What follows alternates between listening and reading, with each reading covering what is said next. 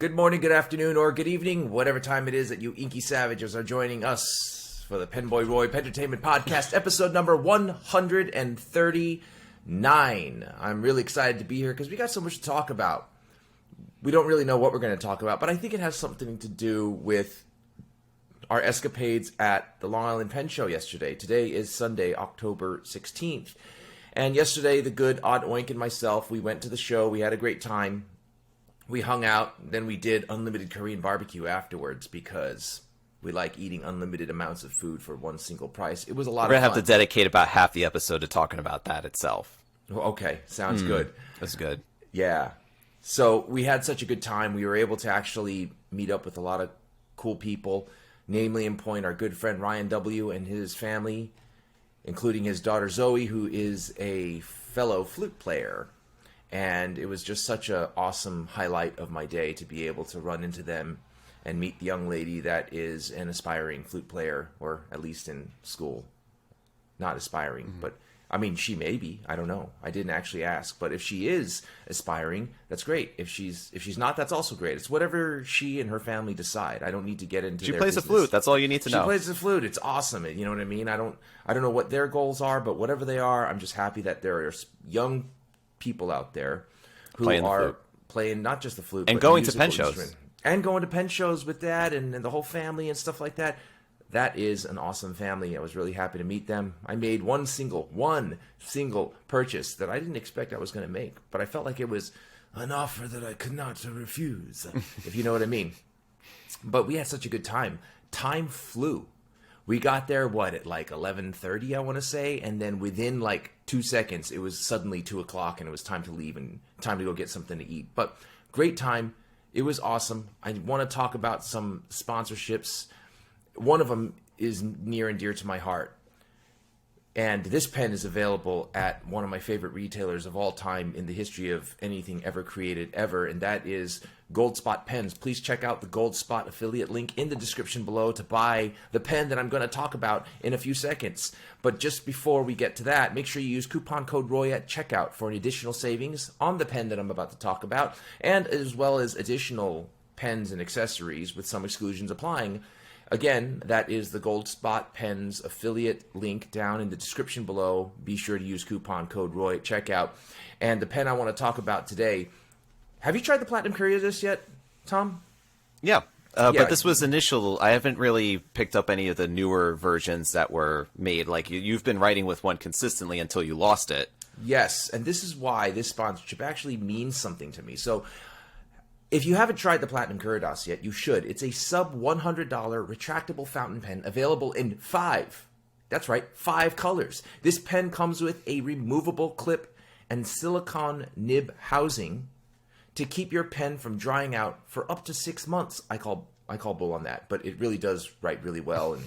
But how do they know that? I gotta say, like, how do they know 6 months? Did they like fill the pen, click it, leave it there for like 1 month, try it, okay, then re-click it, put it down, try it again for another 2 months, and then got up to 6 months, and then what happened? At 7 months, it's dried out. I don't know, but it says that it can keep your pen from drying out for up to 6 months. I call baloney.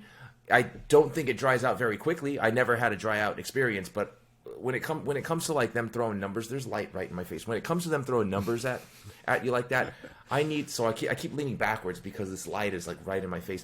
I want statistical information, like you gotta be able to prove it. Jeez, well, I know Adam from an Ink Guy. He's on YouTube, and Ink Guy. He actually tested the slip and seal cap on the 3776, and he has a video on doing that. And he actually spent the 2 years in testing and had the pens inked, and was testing them at 3, 6 months, a year, and then 2 years. They actually did hold up.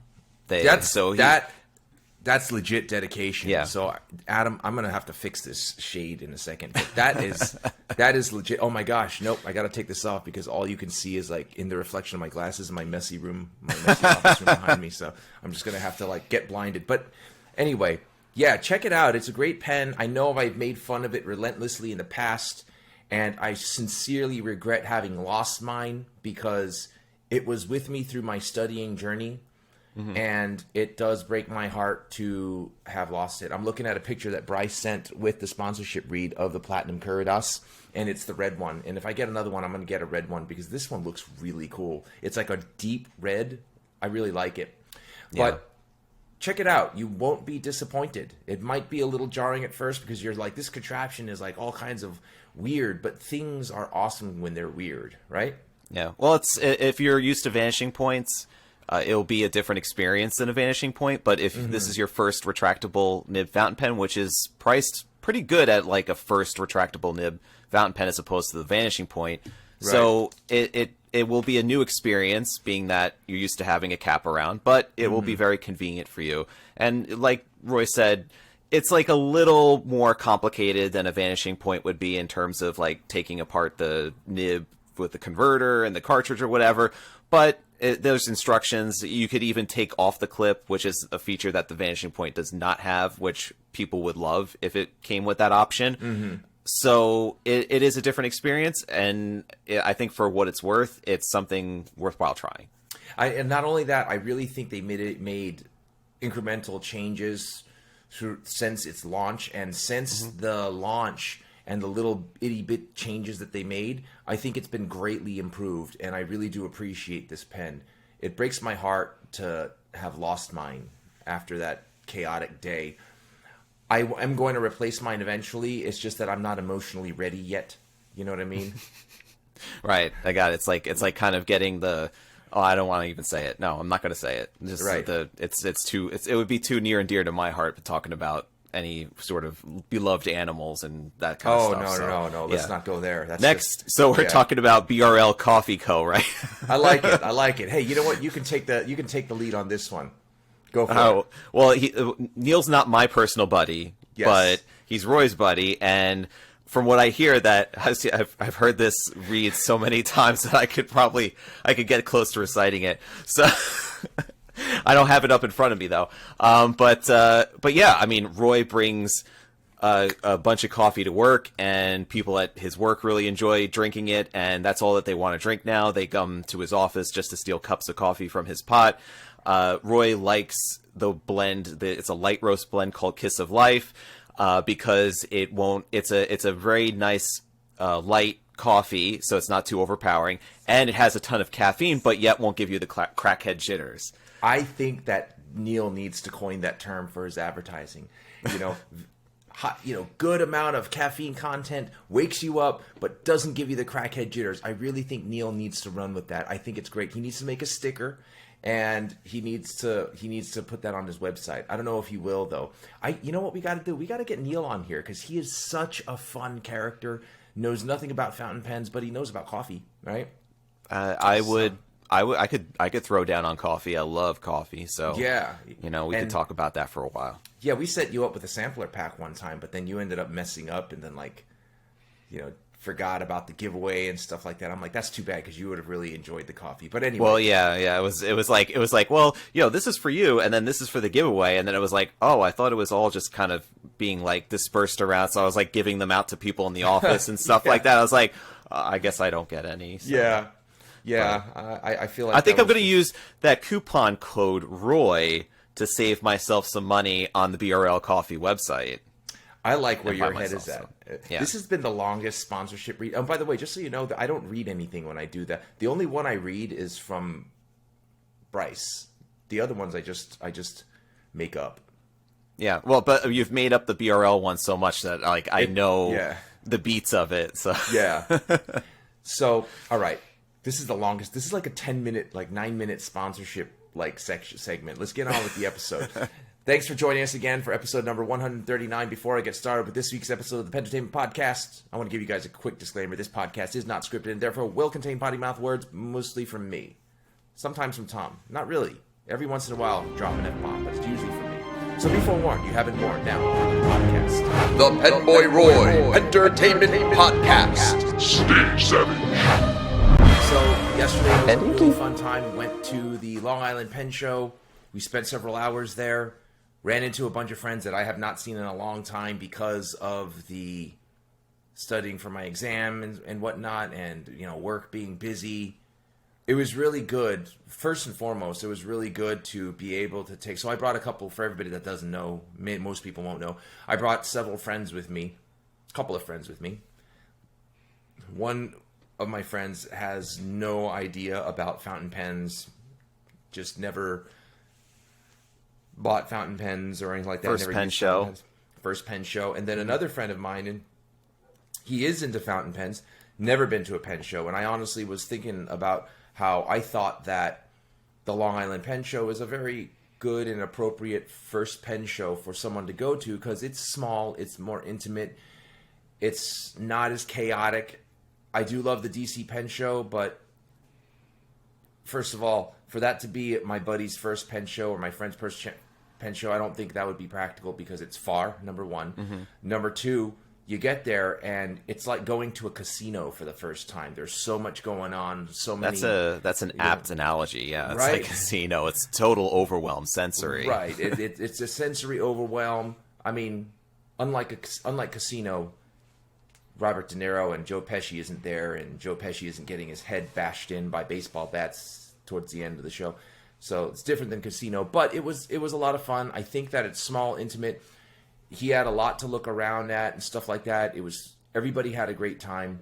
My friend Daniel, he actually bought an Aurora Optima ballpoint pen for a friend of his, and he was really impressed with it. He learned a lot, and then he didn't have to do this, but because he was so appreciative of the experience and had so much fun with us, he decided to go and buy everybody lunch, remember? It was like a dinner or a dunch because it was basically right in the smack dab middle of the afternoon, like 3:30, 4 o'clock. We were pounding that Korean barbecue.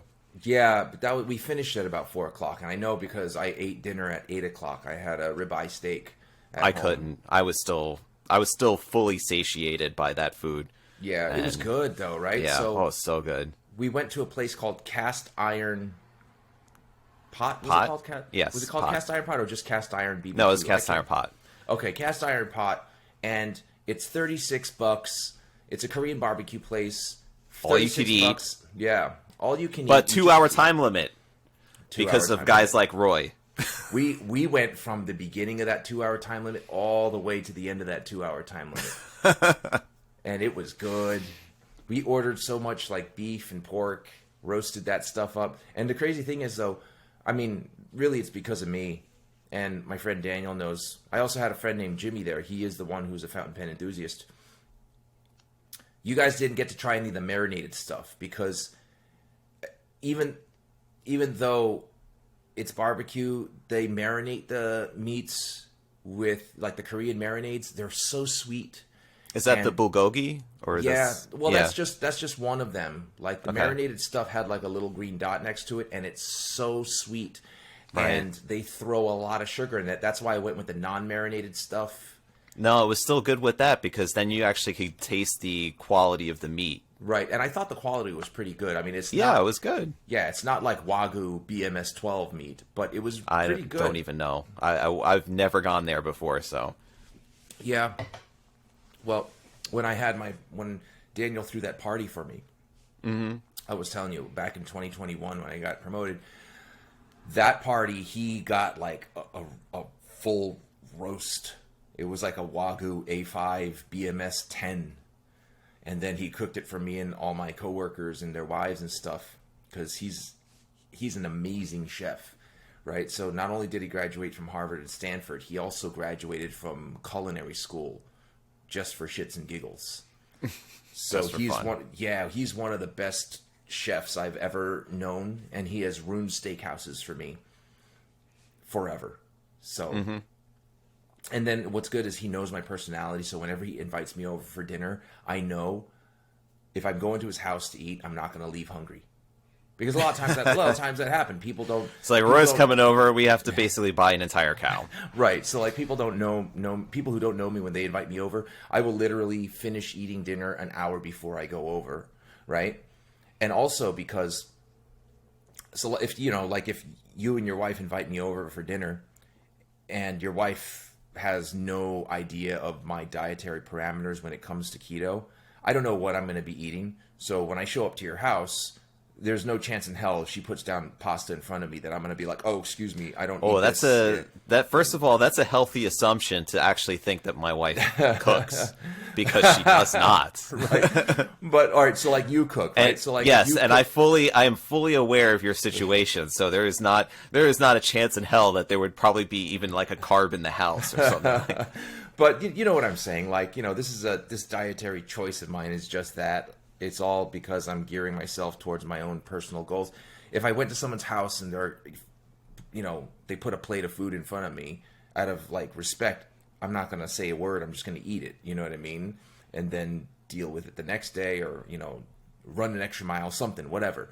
But my whole thing is like, when it comes to Daniel, he's a culinary expert, and he certainly loves to cook. He also loves challenges. This stupid light angle is driving me crazy. He loves culinary challenges too. So like if you have dietary restrictions, he will make a meal that takes into consideration those parameters. Like, he'll take time out to research what is okay, what's not okay. Like if you told him, oh, you're gluten intolerant, or you're whatchamacallit, like a vegan or a vegetarian or a fruitarian, which is really bad for you if you're a fruitarian.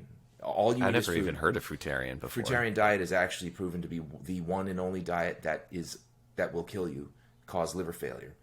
And if you think I'm making that up, no, this is actually research has been done. You can also Google a guy named Dr. Bruce K. Lowell.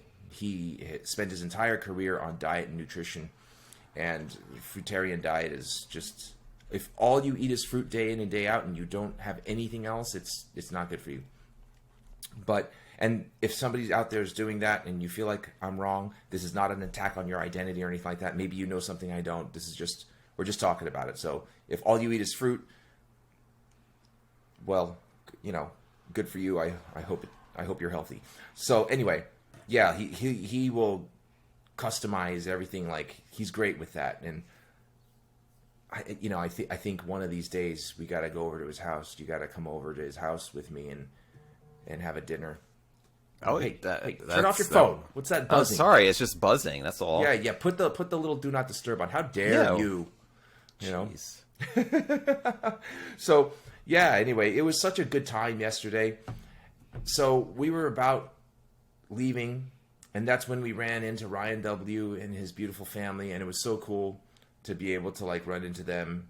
And they had flown in to come to the New York Pen Show. I don't know if I think they had something going on. I don't think they came in specifically just for the Pen Show. Was it? I don't know if that was the case. If it was like, yeah, but they flew to come. At least that part of it was going to be coming to the Pen Show, which is, you know how difficult it is to get from the airport to like anywhere in New York. Mm-hmm. So yeah, it was a really fun experience, because I think that you have some really diehard fans, and they were a little starstruck. It was fun to see. That that we could create such a reaction amongst people, that people actually listen to the podcast in the first place. Oh yeah, it was cool. So I want to talk about what I bought. I bought the only thing I bought was this Esterbrook JR pen, and I feel like I couldn't say no to this one, because it's in absolutely perfect condition. There's nothing. It's as if I went back in time and purchased it brand new. That's how good a condition this is. You drove down to Camden when it was like, a nice Esterbrook factory was there in Camden, and just picked one off the assembly line. Yeah. You're embellishing on my whole I feel like I went back in time thing, right? So you took like a horse and buggy down to Camden and just picked it up from the Esterbrook factory back when it was producing those J pens. Yeah, it was 1950. They had cars. Yeah, but still, you were diehard against, like, you were a Luddite that just refused to get a car, and you just took your horse down there. I think your history is kind of fucked up, man. Right? Like, there were no horses on roads by then. I don't think there was horses and buggies in 1950s, man. I mean, I think they had the whole car thing squared away, right? I think they had that done by like the 1920s, don't you remember? Or maybe 1940s, like everybody had cars and shit, right? I don't know. I wasn't there. Yeah. So anyway, I got this really cool pen. I'm really excited about it. Let me see what I inked it up with. Where did my ink bottle go? Oh, here we go. I inked it up with just a standard black ink. I feel like it was safe. I got Peniter black. I feel like it's a safe ink. I'm not willing to put Noodler's black in it. I know Noodler's black is safe, but I'm just in case, I'm going to turn this way. It is a lever filler that has a bladder inside, so you need to make sure need to make sure that the ink inside's not going to end up making that bladder all crusty and messed up. Because I don't want, like, if I lean back, the light's not on my face here, right? if I put something in that'll corrode the ink sac, I'm afraid that it's just gonna leak all over, and I'm gonna have ink all over my clothes and stuff like that. Especially with Noodler's, I don't know how permanent it is in like cotton or anything like that. So, we're just gonna go with something safe. Yeah, although Peniter, I don't know. I don't know. It's like, though, the track record of a Peniter. I know Waterman would be perfectly good for that sort of thing. Yeah, but then I'd have to wait to ink it up. I don't want to wait. I have to order it and then I have to wait. You have to wait for it. I could get it on Amazon and have it next day delivered, but then that's all day today. How that dare I'm not you? using the pen. Yeah. How dare you? Right, because it takes Amazon. you forever to. Oh, by the way, speaking of taking forever to send stuff, you left your sunglasses in the back seat of my car. Yeah, I realized it. I realized it about like 10 minutes after we departed, and I'm like driving. I'm like, and then that was the point in going the round trip. I didn't really need them on the way there. I ended up just having them on top of my head. But on the way back, when you're going west and the sun is setting, I'm like, fuck, it's like burning in my eyeballs, like the sun, man. I'm like, I really wish I remembered my glasses. Yeah, I mean, my suggestion is you take those sunglasses and just go ahead and put them in the trash, right? They look like... I'm going on the website I purchased them from, and I'm going to probably end up buying another pair because I know that it's going to take a long time for me to get that pair back. Why would you say that? I'll mail it to you. I'll mail it to your house. It should only take, a couple months. Yeah. But at the rate that I'm, by the time that happens, it's going to be like we're going to have like 6 hours of daylight during the winter, so... Yeah, this is why I don't own a business that sells stuff or has to mail stuff, because it takes me so long just to get it in the mail, and I don't know why it does. I'm just forgetful and shit like that. But I think that those glasses, if something tragic were to happen to them, it would be doing you a favor. Oh, really? Yeah. Not a big fan of them? No, I just think they belong in like those, it should come free with those books where if you like those 3D like Marvel comic books where you look at it and put the glasses on and you can the see magic eye 3D. ones. Yeah, that's what they look like. Or the free glasses you get at a movie theater for a 3D movie did you do that? Is that how you got them? You kept them after a 3D movie? Yes, absolutely. I was watching The Mummy in 3D so. I'm just kidding. I'm not making fun of you. I'm making fun of your glasses. But talk about did you have a lot of catching up, get a lot of catching up done with people at the show? Or was it kind of just like, hey, we're talking again. We spoke last week because you do business with them. Anybody like you caught up with that you haven't spoken to in a long time? Well, I mean, usually I would speak to Ryan at Kenro, but he had Brian and Neil. I haven't spoken to Neil in a long time, although my coworkers usually speak to Neil too, because they call in for that sort of stuff. But it was great to be able to see. We saw Neil and Brian right inside the door. They had like the first 6 tables along the side of the student center, and they had out there the new Estabrook in the Oktoberfest. They had some awesome coasters that our friend Vanessa Langton had designed. And you got one of the candles. Yeah, Brian. How's it smell? It's supposed to be green tea. Okay.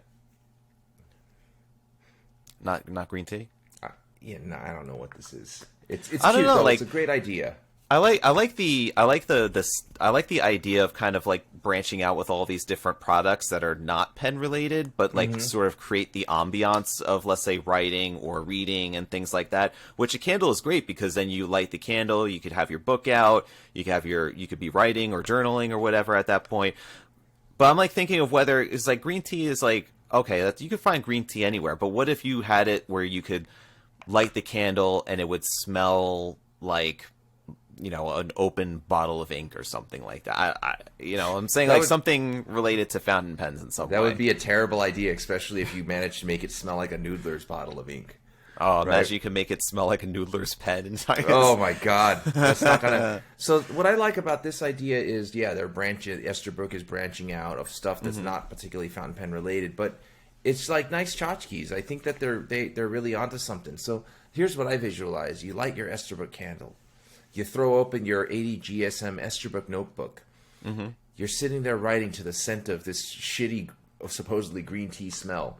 It probably smells good eventually. It doesn't smell like green tea. I'm sorry. Are you into candles in general or no? No, not at all. But what I like about stuff like this is, so let me finish the little story I'm creating. As you're sitting there writing, you get up to go get a drink of water as you're thirsty, writing your thoughts down, and before you know it, your cat walks in, knocks the candle over, catches fire on your notebook, sets your house on fire. Oh, fuck, all your stuff is burnt. No, I'm just kidding. What I wanted to say was this, though. After the candle is done, just boil a cup of boiling water in a coffee pot, pour it into the candle. It'll melt the candle material. Just dump that and then wash it, and now you have a fucking ink pot, man. Well, what if they made the candle containers in the shape of an ink bottle? How awesome would that be? That would be awesome. We're gonna have to talk to them about that, because I would love to see that. That would be a great idea. Because I did that with my... Did I ever show you that I did that with my Yankee Candle? Yankee Candle container? Stand by. Stand by. Stand by. Okay, get that Yankee Candle container. Yeah. I am a big connoisseur of... I really do enjoy the Bath & Body Works candles. And if at any point we end up going to the store to go shopping for some new scents, it's like playing around in Willy Wonka's factory, just like smelling all of the different scents. This is a Yankee Candle... The little mini ones, I turned it into an ink pot. It does look very much like an ink pot. Yeah, so what I did was I did exactly what I just said. When it was like done, I poured in some boiling water. It just melted it, and then I just dumped it, and then washed it with soap and water, cleared it out, and now this has been an ink pot for me for a couple of years, several years. What now. ink is inside there? Heart of Darkness. Heart of Darkness. Yeah. So I like it. It's really cool. It says Yankee Candle on the top, but oh well, the sun's not in my face anymore. Thank goodness. Yeah. So yeah, it was good catching up. I haven't seen the guys in a while, so it was good to catch up with them, see all their new pens. The last time I saw them, they had like 5 or 6 Esterbrook SD colors and Esterbrook Camden colors. Now they have like 30,000 different colors. Like they're putting Baskin Robbins to shame. They got so many different colors and flavors. It's really awesome how far they've come. I'm really happy for them. Yeah. And they're expanding into the different accessories too. So it looks like that they're doing pretty well and that the brand is growing and attaining more visibility. I mean, it's great to have you have the very first table as you walk into the show. So how? But they always make sure that they're right by the entrance. Yeah, Kendall they got Industries prime location. Yeah, they always want that. They'll pay the money for it. They'll do whatever they have to. They always want that spot. And it was cool that we got to see JJ from JJ Lax. Yeah, JJ Lax was there. He was busy. Yeah, I if it weren't for the fact that his line, he had such a huge queue that was at least like an hour or two deep, that would have been like, oh, I brought a couple of pens, and like I was mentioning to you in the car, I was like, if somebody was available, I might want to try getting my one Sailor nib. Just do something interesting with it, just to change it up. And but he was super busy, and I even just felt bad just going up and just saying hi, because I was like, he was so preoccupied the entire time. So. Yeah, he had the Doc Brown goggles on the whole time. He didn't really. He looked up for a second. I just did one of these at him, and that he just didn't. He was just so busy, so I didn't. I brought some pens that I wanted him to grind and stuff. But for those that are not watching the YouTube video, Roy just gave the finger. So when he said I did one of these, he just flipped the bird. That's not true. Don't say that. People are going to believe it.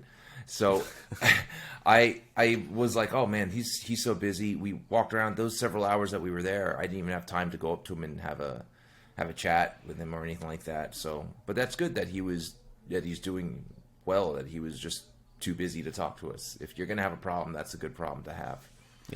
Yeah, and it was nice having people come up to us and say, hey, love the podcast, love the show, love this, that, and the other thing, And I think you also attained a new level of brand awareness because we brought the 3 boxes of T-shirts that, thankfully, the show organizers were able to just have us put it on a table, and then that way we could just like lay them all out, put a little impromptu sign saying free T-shirts, like small, medium, large, extra large, whatever. Just have at it, and just telling people as I was going around being like, oh, if they ever mention either you or the podcast, I was like, hey, you want to go grab a free T-shirt? It's on that table over there, and just have at it. Just grab them as many as possible. So even Ryan W, I was like, you got they had the shirts on. That's how I spotted them. They had the PenBoyRoy shirts on.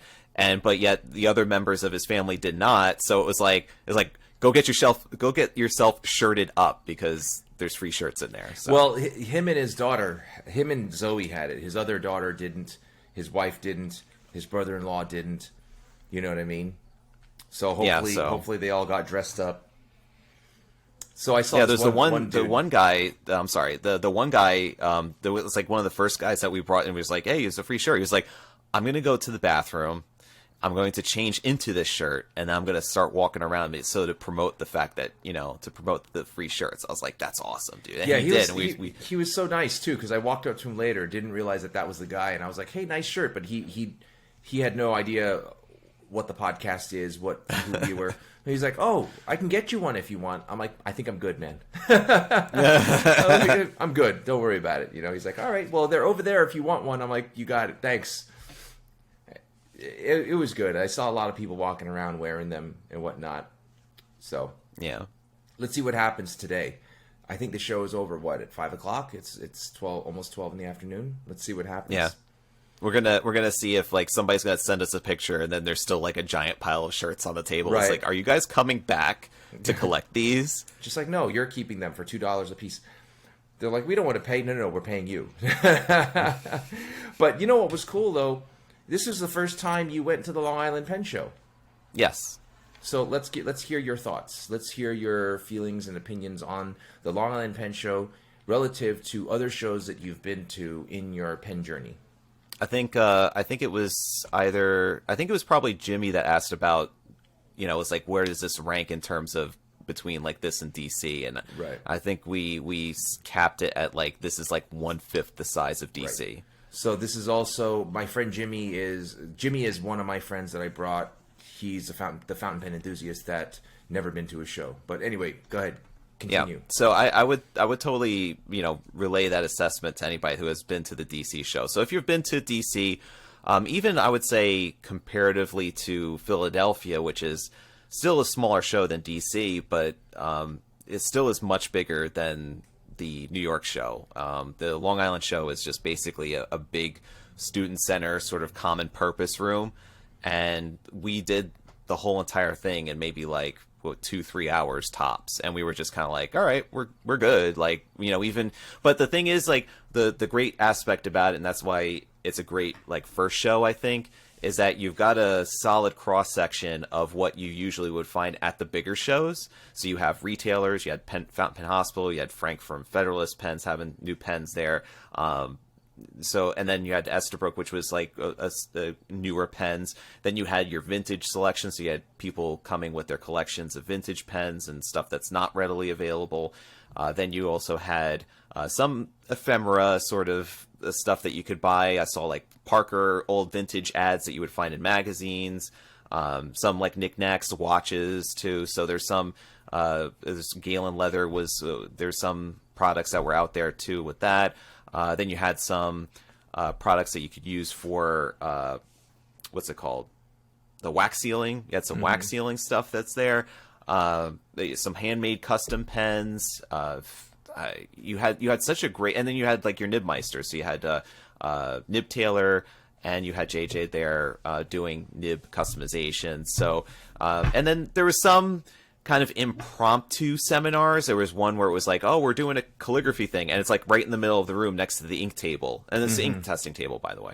So it's like, so you have like a sampling of what you usually would expect at a larger show, but just not at the same capacity that you would expect at a DC show. So if you only have gone to the DC show and you go to this show, you're like, wow, this is like really small. But then at the same time, because it's a little bit smaller of a show, it's less traffic, you get to have, I think, stronger connections with the people that are at the show, and more lengthy discussions that you could have. So you're not like kind of bothered by the fact that, oh, I have to really move it because there's a crowd of people behind me that want to buy stuff, and I can only just ask one question. It's like you could chat it up with somebody and just stand there for like 10 minutes or whatever, and just have a full-blown conversation.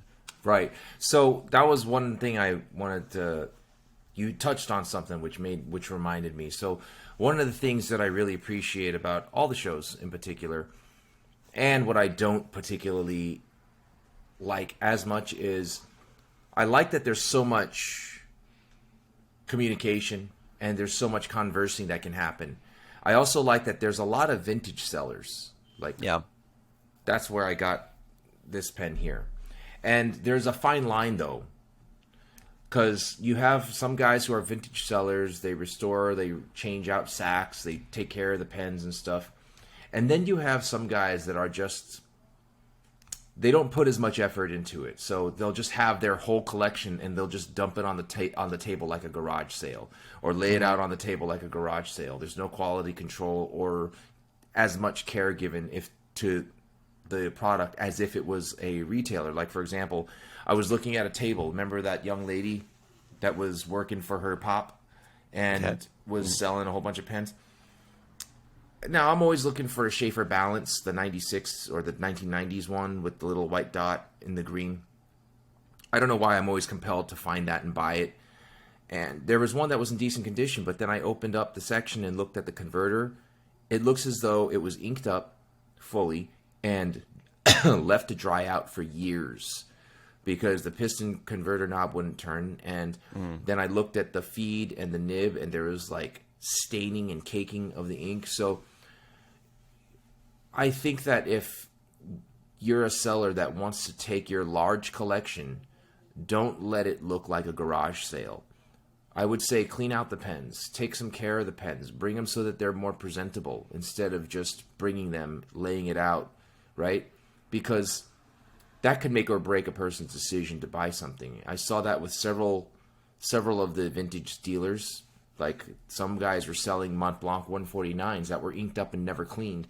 And so much so that the piston knob just wouldn't turn because the silicone O-rings in the piston was just glued to the side of the piston walls. And that's not good. You're not selling that pen now. So I think that if you're going to a show, small or big, you got to make sure that the product, whatever it may be, has a standard of presentability. Yeah, because and I mean there was like, to a degree, both sides of the spectrum, because you had some sellers who had their stuff like really nicely put in a row and had tags on all of them, and then you open up the pens and they look like in solid condition, like that Estabrook that you have. Right. And then there was others that were just like, had the pens out, but they, when you take a look at them, you're like, oh, it kind of looks like no one did any clean job on it. And then there were ones that just had basically, here's a bag and there's a ton of pen parts in it, or that there's just like just a dump a pile of pens on there. It's just like, here, it's like it's $3 or whatever, or $1 per pen or whatever. So it's just kind of, there's a range of it. I mean, it depends on like what it is that you're looking for. But if you're looking for something that's going to be more collectible, or you're looking for a solid vintage pen to be able to write with that will actually work when you buy it and spend a decent amount of money on it, you kind of have to find where that range is, where it's like, well, it's a great pen, but I got to see what the condition's like and how they took care of it, because that's going to matter a lot. Yeah, definitely. So, yeah, I saw a wide range of sellers, from professional sellers and retailers and distributors like Kenro Industries to what other big names were there? I don't think Toys in the Attic was there. A lot of legit retailers. And then you got your medium retailer, not even retailers, but collectors that are trying to sell their stuff, and they did a great job. Like the collector I bought this from did a great job at keeping this pen looking on point. I walked out, so we were there for 2.5 hours or so, and by the time we did the 2.5 hours, like I did a complete entire thorough lap, and then all the tables in between, right? Me and Daniel, and then we did it twice. So we did 2 runs, and that took 2.5 hours. So yeah, it's a small show, but I really had a really good time.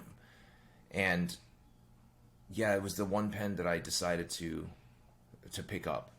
That was and I bought 0 pens, so yeah, I was just going for the experience. The Vacuumatics were calling me hard. Yeah, they were calling me too. But I wanted to bring your attention. I'm surprised that you didn't get it because of your affinity to video games, and especially since you're also a 90s kid like me, that you didn't pick up the Waterman Phileas that had Tomb Raider, the original Lara Croft Tomb Raider on it. Yeah, it didn't do it for me. I spotted it for you, and I was like, oh, look at this. It's like the one of those they're first of all, Phileases are not, they're few and far between. They're kind of, they're entry level Watermans, but they're somewhat collectible because they're not around anymore, and they made a special version for Tomb Raider. And I was like, I don't know. It's like love of video games, love of fountain pens, kind of go together. There's really not a lot of properties that went that level to be put on a fountain pen before. So, but yeah, it's up to you. So first of all, the early '90s Tomb Raider games, as cool as they were, they really didn't do it for me. I didn't really enjoy those games as much as I do. Like, for example, I remember when I was young, my friends were all playing it. They're like, look, oh my God, the game girl's wearing short shorts and has big tits and stuff like that. I'm like, yeah, but they're like...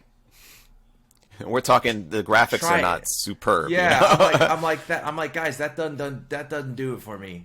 They're two big triangles. They're pixelated boobs. Like, no, it's like, I get that it's the concept, it's the idea, but like, really? It's just a big triangle as her boobs. It doesn't make sense. And it's even like in the Xbox 360 days when graphics are getting better and stuff like that. Don't get me wrong. I love women. I love sexy women. You know my personality. But she's a Tomb Raider, right? So she's a mountain climber. And like me, I don't climb mountains. I have a friend named Pete who does mountain climbing and stuff like that. I've seen him dress up, and he would never wear shorts mountain climbing because you'll fuck up your shins, you'll scrape stuff. You got to wear like all kinds of protective gear and stuff like that. And I mean, I know there's not much of a degree of realism, is what you're trying to say. Yeah, I know. It's just I know it's a video game, but there has to be, like, I just can't get past, like, you knew you were going to this area where there's gonna be a fucking tyrannosaur trying to kill you. You have to jump across mountains and all kinds of shit, right? Why are you wearing like short shorts and a tight tank top? It doesn't make sense to me. Like, and 2 Desert Eagles. I mean, it just didn't do it for me. But then when the new Lara Croft series came out, the kind of like the rebirth of Lara Croft Tomb Raider, like, she doesn't have overbearingly large tits, and she's not like a bimbo. It starts off with her as a college student, and she's on like a ship, and it turns into a shipwreck. So she wasn't planning on doing all this climbing and stuff, but the shipwreck landed her on an island. And it goes from just a young 19-year-old girl who's exploring, having to now survive, right? And the cool thing about that Lara Croft game, the first one, I think it was on PlayStation 4, is she goes through this journey of being just like a young student, having to survive, where she becomes this incredible badass, right? Then the second game comes out, Shadow of the Tomb Raider, or was it Rise of the Tomb Raider? Yeah, it was Rise of the Tomb Raider. And the whole thing starts off, it's the wintertime climbing mountains, right? With the hooks and stuff like that. And guess what? because it's like sub 30 degrees and snow everywhere, she's not wearing a tank top and shorts. She's wearing like a super warm jacket with like climbing gear, climbing pants and stuff. It's realistic. I mean, granted, it's not realistic because chances of any human being jumping off one mountain and catching it with those things and like dangling with one hand and having that kind of grip strength is pretty not realistic. But at least they got the, like, you can suspend disbelief in that game, you know? And then the third game, you know, it makes sense. I thought they were all great games. Every scene that the Lara Croft went to, if it was hot, then she dressed for hot weather. If it was cold, she dressed for cold weather, and it makes sense. Whereas in like the old Tomb Raider games, it's like she's wearing a bikini to everywhere she goes. I'm like, huh, you know, that doesn't look comfortable, and I'm not really digging it. So I never really digged it. So that's why when I saw those Waterman Filiuses, I'm like, yeah, this is not. If they had like, it wouldn't make sense because of the timing. If they had like the current modern Lara Croft, then I would be like, yeah, that's cool. There should be more like video game, I think, crossovers with pens. I mean, you saw like Mont Blanc. It's not a video game, but with Naruto, right? You saw the Naruto Mont Blanc? No, I didn't. Yeah, so Naruto, which it's an anime, they have collaborated with Mont Blanc over. They have a Meisterstück. I think it's a 146. They did an ink, which apparently is an orange ink that has now evaporated everywhere. It's really hard to get a hold of, apparently. And then they do like leather cases too. It's like wow. It's just it's fun to see that the pen companies, even the more straight-laced ones like Mont Blanc, getting into collaborating with some, you know, more modern sort of, you know, icons that of our culture. You know, it's like you also saw that with Sailor and with Lamy collaborating with Line, with the Line Friends, that bear and the duck thing that they did, yeah, which is something that it's a messaging platform that's big in China or in Asia, right? So like they're exploring different cultures, exploring different themes that, you know, it's like you see that Waterman, you're like, oh, they actually had attempted that before, you know, with a video game property, because it was that hot during the early 90s. It was like a big sort of to do on there. So it was like, I saw that and I was like, I thought of you, so I decided to bring your attention to it, you know? Yeah.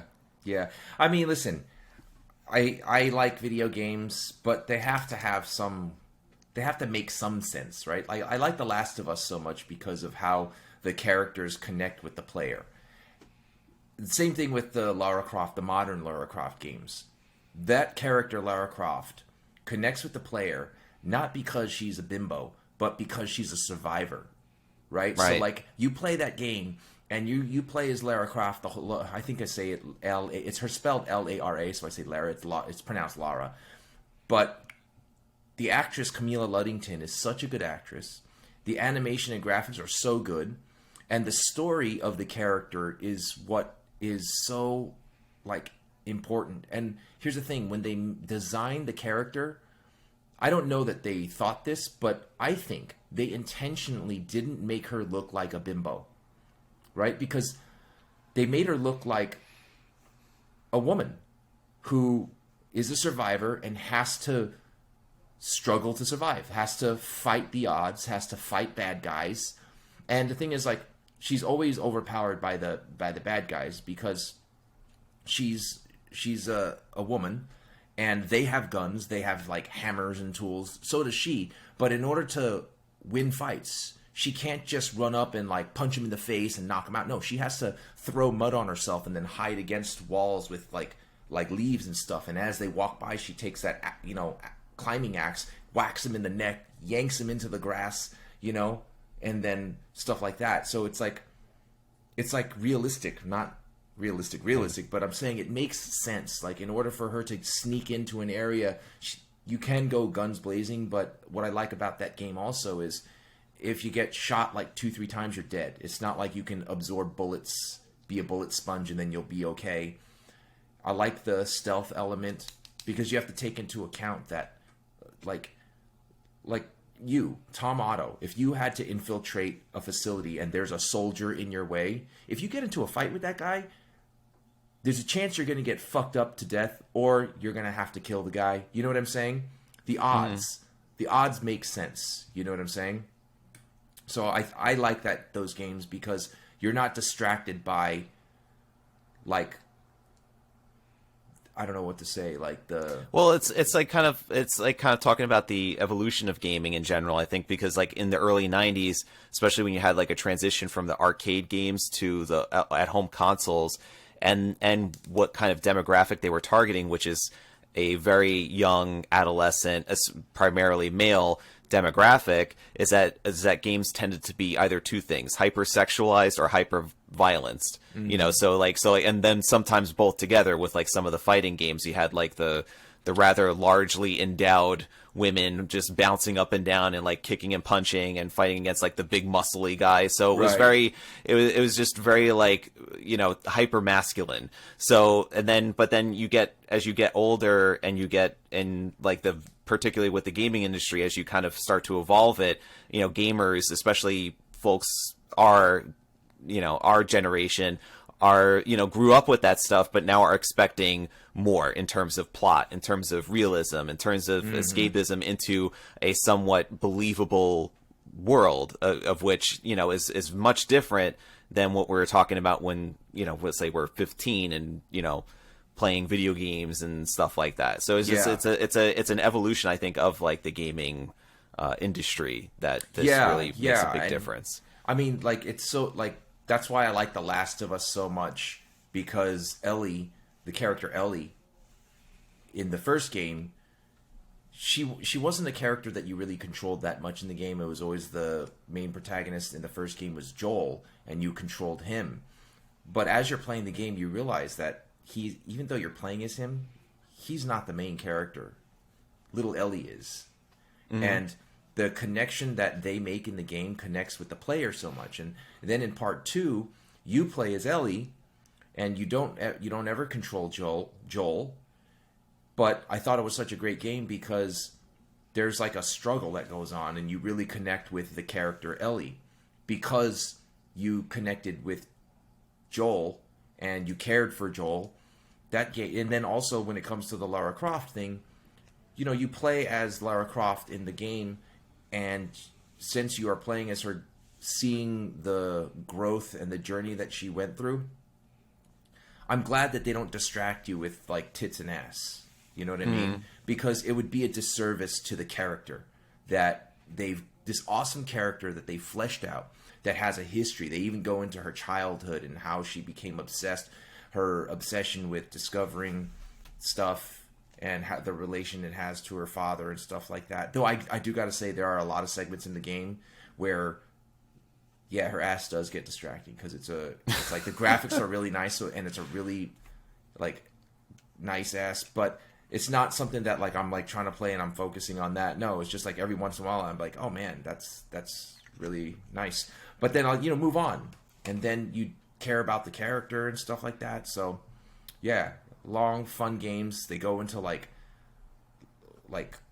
cultural sites. Like some takes place in different areas of the world, so they have to do their research to like make things look, they're fictional, convincing. Yeah, it's so convincing. And it's I love games that can later on just drop in this little bit of knowledge that all of a sudden a Jeopardy question comes up and it because it was in a video game. Yeah, that's cool. And then every once in a while you see fountain pens in video games and stuff like that. And you nearly lose it. Oh, I lose my shit. I'm like, there's a fountain pen. I got to write to the makers of the game. What kind is it? Yeah. So pause. You throw a fountain pen into a video game, I'm completely derailed. That moment is more important to me than anything. I'll be like, oh my god, the game has a fountain pen. Ah. I'll call my wife in the middle. She's like, why are you calling me like it's an emergency? They got a fountain pen. It's a video game. She goes, stop playing games. It's 2 p.m. Do something productive. I'm like, put on a pair of sweatpants and go take out the cats. Are you still not wearing pants? Yes, but they got fountain pens in the video game. And then like movies. I just watched a movie. I think it was called Spiderhead or something like that with Chris Hemsworth. Spiderhead. Yeah. I forgot what service it was on, but it was a good movie. and there's a scene where he's writing furious. Chris Hemsworth is writing furiously with a fountain pen. I couldn't see what fountain pen it was because he was writing with the fountain pen upside down, like reverse writing. So I think that was just a fuck up in the shooting. That's weird. Yeah, it was a good movie. It was a good, interesting movie. It's fun if you ever watch the anime Death Note. The Death Note is all about a notebook that you write people's names in and they die. That's the whole basis concept of it. Is it like an endless notebook? Is it like a Rhodia notebook? Like what kind? Like are we talking... There's no particular brand. Actually, it comes from what they call the Shinigami realm. That sounds like a Japanese name. Well, I mean, yeah, it is. But it's like, it's so... Wait a minute. Maybe that's why Endless stopped using their paper, because somebody would write in that paper and it would like... It's like a fucking voodoo doll, and it would just like waste people. Tomoe River paper. Right. Tomoe River paper stopped producing paper because it started killing people. Yeah, so Tomoe River's like, oh my god, every time somebody writes the name like Bob over there is dead. So they're like, we got to shut this place down and redo the whole Endless paper and the Tomoe River paper and stuff like that because it's costing people lives. And that movie is based in reality. Somebody found out, made the movie, and alluded to the fact that this is what happened with the Tomoe River paper, and nobody's putting it together until this show. Somebody needs to look into Tomoe River and see how many deaths Tomoe River has caused, and that if that is in fact why they shut down the Tomoe River. You know what? Scathing article. We're gonna uncover the dirt. We're gonna put L, who's the world's greatest detective, on the case. Who? L. It's one of the characters in Death Note. He's kind of like a savant in terms of his ability to do detective work, and he's chasing down the person who owns the Death Note. And it's like a game of cat and mouse. The entire it's like one. I think there was just one big season. It was just like maybe like 20, 30 episodes or something. And then they also made a Netflix movie, which I didn't watch the movie.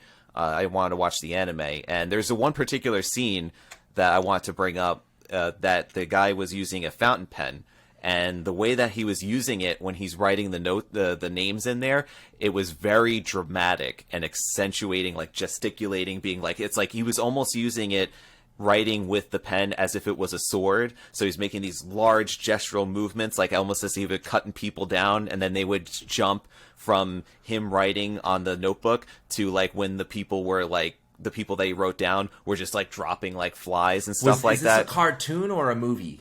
Anime. It's a cartoon. Yeah. Okay.